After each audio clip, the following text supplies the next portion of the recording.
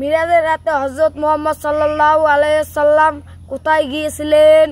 প্রথমে বাইতুল মাকদিস, তারপর আসমানে। মিরাজের রাতে নবী সাল্লাল্লাহু আলাইহি সাল্লাম কার সাথে সাক্ষাৎ করেন? বিভিন্ন আসমানে বিভিন্ন নবীর সাথে। মিরাজের উপহার কি ছিল? 5 ওয়াক্ত নামাজ। ফজরের নামাজ পড়লে কি উপকার হয়? চেহারা সৌন্দর্য বৃদ্ধি করে। জোহরের নামাজ পড়লে কি উপকার হয়? রিজিক বৃদ্ধি করে। আসরের নামাজ পড়লে কি উপকার হয়? সুস্থতা দান করেন। মাগরিবের নামাজ পড়লে কি উপকার হয়? চিন্তা মুক্ত করে। ঈশার নামাজ পড়লে কি উপকার হয়? এনে দেয় শান্তির ঘুম। প্রথম আসমানে কোন নবী আছেন? হযরত আদম আলাইহিস সালাম। দ্বিতীয় আসমানে কোন নবী আছেন? হযরত ঈসা আলাইহিস সালাম ও ইয়াহইয়া আলাইহিস সালাম। তৃতীয় আসমানে কোন নবী আছেন? হযরত ইউসুফ আলাইহিস সালাম। চতুর্থ আসমানে কোন নবী আছেন?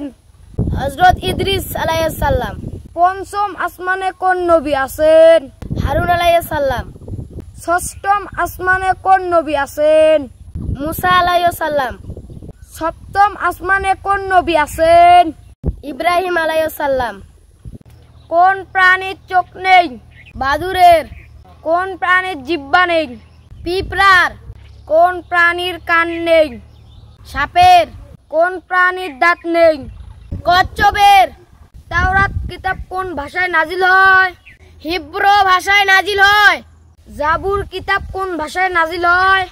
গ্রিক ভাষায় নাজিল হয়। ইঞ্জিল কিতাব কোন ভাষায় নাজিল হয়? সুরিয়ানি ভাষায় নাজিল হয়।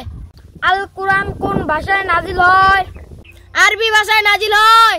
নবী শব্দের অর্থ কি? ওই প্রাপ্ত বার্তাবাহক। রাসূল শব্দের অর্থ কি? আল্লাহর প্রেরিত দূত। হালাল শব্দের অর্থ কি? বৈধ বা অনুমোদিত। হারাম শব্দের অর্থ কি? নিষিদ্ধ কাজ। নফল শব্দের অর্থ কি? ঐচ্ছিক ইবাদত। ফতোয়া শব্দের অর্থ কি? ইসলামিক আইনের ব্যাখ্যা। জান্নাত শব্দের অর্থ কি? বাগান। জাহান্নাম শব্দের অর্থ কি? আগুন। মসজিদ শব্দের অর্থ কি? সেজদার জায়গা। মাদ্রাসা শব্দের অর্থ কি? পাঠের জায়গা। হাদিস শব্দের অর্থ কি? উপদেশ বা সংবাদ। বন্ধু বেশি। বাটপাড়ের। ঠগে বেশি। সরল মানুষ। মিথ্যা বেশি। মিষ্টি মুখের। কষ্ট বেশি। গরিবের।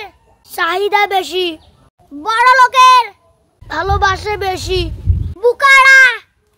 স্বপ্ন বেশি। মধ্যবিত্তের। ঠকে বেশি। সৎ মানুষ।